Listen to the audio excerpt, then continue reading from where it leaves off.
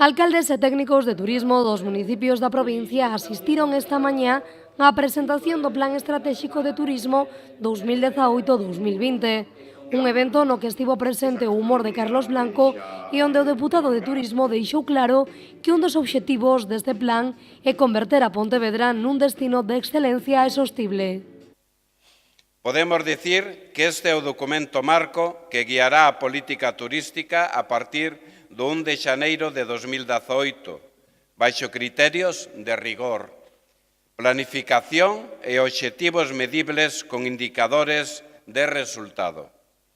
O principal deses obxectivos témolo todos e todas claro, ser un destino de excelencia e sostible.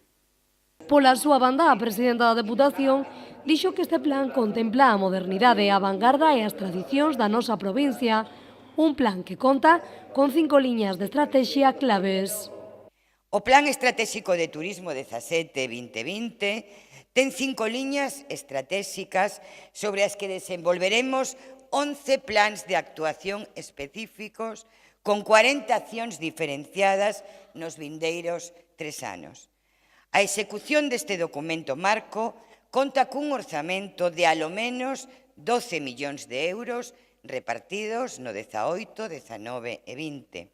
Todo elo co obxectivo de camiñar coordinadas e coordinados e a un ritmo acompasado nestes 3 anos, pois necesitamos adaptarnos ás demandas deste século no que o perfil do turismo ten mudado radicalmente. Carmela Silva dixo que o compromiso da Deputación ten que ser claro, que o turismo sexa o motor da provincia e para isto centraránse en 5 liñas concretas.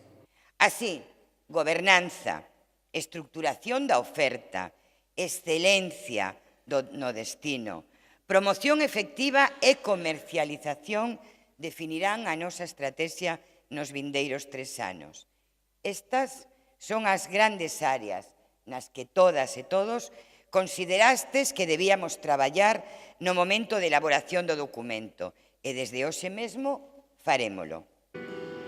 Turismo 2020 é, segundo Carmela Silva, unha aposta de desenvolvemento real para a provincia de Pontevedra, un plan que potencia aquelas zonas xa coñecidas da provincia e que lle dá un pulo ao descoñecido, o interior da nosa provincia.